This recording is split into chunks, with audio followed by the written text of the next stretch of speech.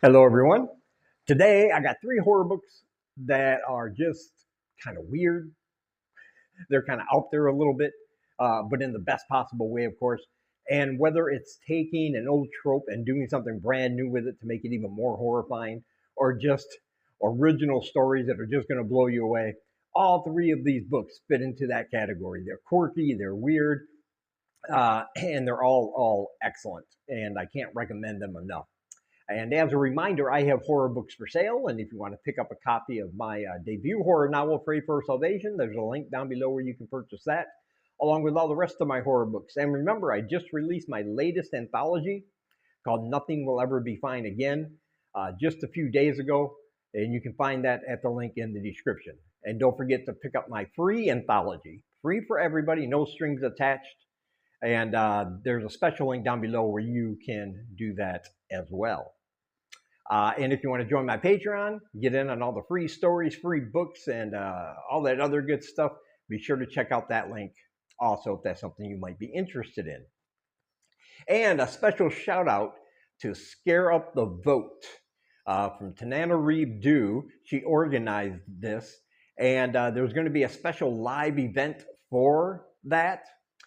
Coming up here later this month. I will leave a link down below where you can register an RSVP to join Scare Up the Vote. And it's going to be highlighted by none other than Stephen King himself.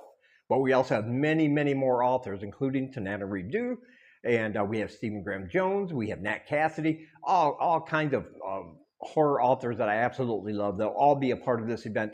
And check out that link if you want to RSVP and join the live session.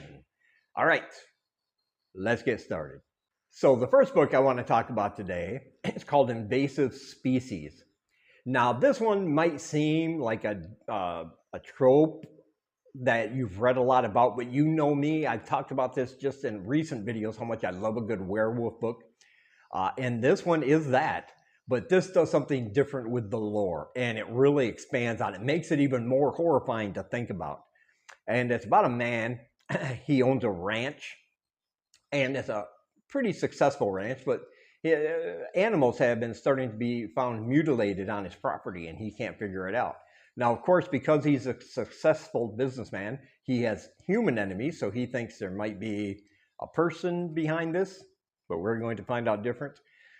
He's also a recovering addict, and when it was really bad, when he hit that proverbial rock bottom, he lost his wife. His wife took their son, who has Down syndrome, with her, and he hasn't had much contact with either of them because she just doesn't trust him anymore. But one weekend, she decides to leave the boy with him alone. And you're going to find out the reason why and all that. There's a little mystery behind that as well. But he's going to have his son for the weekend, and he's very excited because he loves this boy very much. But it's going to turn into a horrific, blood-spattered, exciting, action-packed nightmare. Think about it this way. This is the thing that really, really stood out to me about this book. Because yes, it's about werewolves, but the general lore is that you have to be bitten by a werewolf and survive, right, in order to turn into one yourself. But now think about if that wasn't the case. Think about if it was a disease, like a virus, kind of like COVID. And somebody could be carrying that virus, and you unknowingly, just being around them, get it yourself. That would be horrific to think about, especially in a small town like this. And that's exactly what happens. And this is going to turn into an absolute bloodbath while this rancher tries to keep his son alive after not being able to see him for all these years. And but this is like a zombie apocalypse almost with werewolves. I mean, there are just hundreds and hundreds because this virus has spread, and almost everybody in that town has turned into this creature. So in the next full moon period, Data's going on bloody, violent rampages that absolutely destroys this entire town and everybody in it. And they have to find a way to survive this until the morning. And maybe they will and maybe they won't. I'm not going to give it away, but it's very exciting. It's very well written. I absolutely loved it. Filled with action, filled with blood, filled with enough heart, this relationship between father and son. It's got everything. And of course, I highly recommend it to you. And you can pick up your copy, of course, in the description. And next we have Hiiki. Now, uh, who has who doesn't want a good gory horror story about a male sex toy? I mean, I can't believe I didn't think of this idea first because it's so weird and so out there and so horrifying to think about. But that's exactly what we get in this book from V.D. Mercer and of course Dan Scammell. They're the ones behind Stuck on You, which is a book I reviewed earlier. Their quirkiness and weirdness and the ideas they come up with are just fantastic, and they're executed very well. And this one is about a man, and he's searching a website, and he comes across a knockoff Fleshlight, which is a male masturbator sex toy. It's from Japan.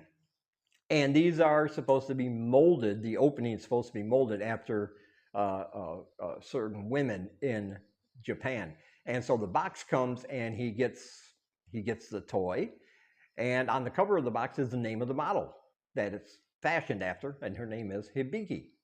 But here's the thing. This thing might be possessed because it doesn't take long for him to become almost obsessed with this thing to the point where he has horrific blood-drenched nightmares when he gets it. But when he wakes up, he is actually, without even realizing it, using that toy on himself while he's having these horrific nightmares. And it becomes it's like a possessed sex toy, possessed with the spirit of the woman it's formed after.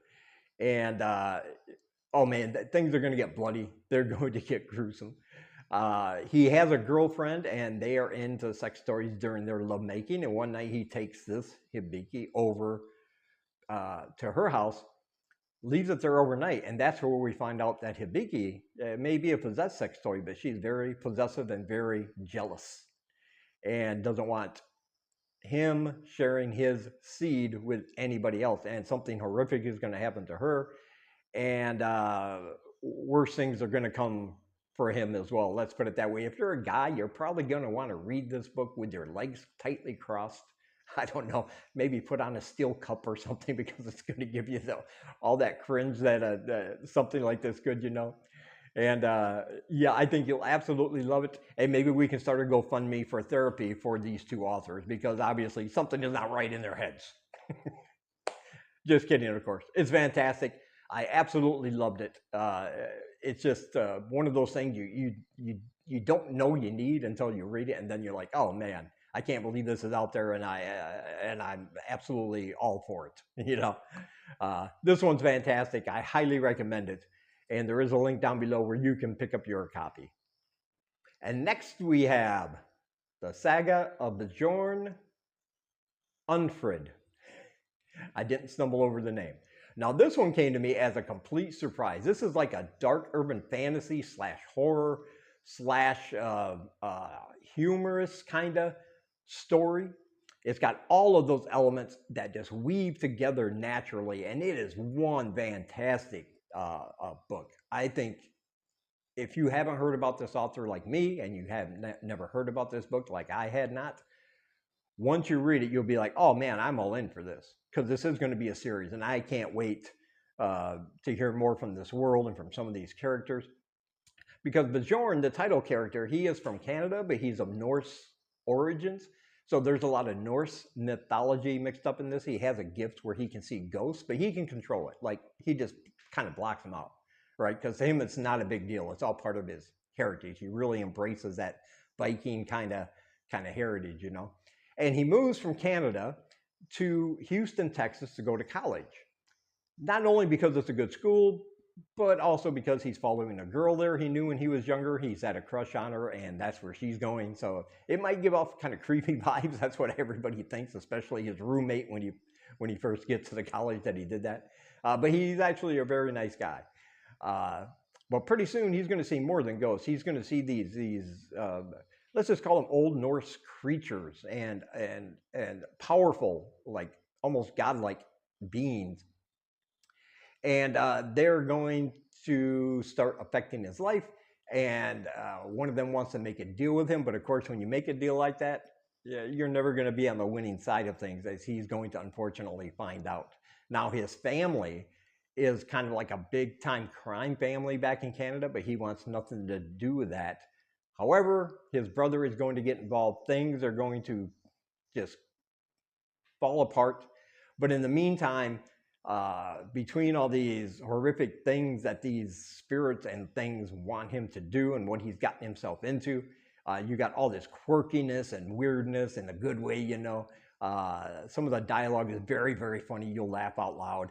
It doesn't take itself too seriously at times, but when it does, it works wonderfully. You got all that great Norse mythology, and you have all these eclectic characters, you know, that this author wrote about fantastically, and it's just great. If you like anything like urban fantasy, horror, Norse mythology, and you want a little bit of humor mixed in with it, and you want a book that it's just so well paced that you want to keep reading until the end, you know, this is definitely the book for you and the series for you. Like I said, I'm all in when he writes more of these, because I'm glad I discovered him. I'm glad I said yes when he asked me if I wanted a copy, and I can't recommend it enough. This one is fantastic, and I urge you to take a chance. If you never heard of this before, you know, take a chance, pick it up. You won't be disappointed if you love any of those elements I talked about, because this one works, and it works well. And again, there is a link down below where you can get your copy, and I highly recommend it. And as always, I want to say thank you for taking some of your time and spending it here with me. And until we meet again, keep reading spooky, my friends.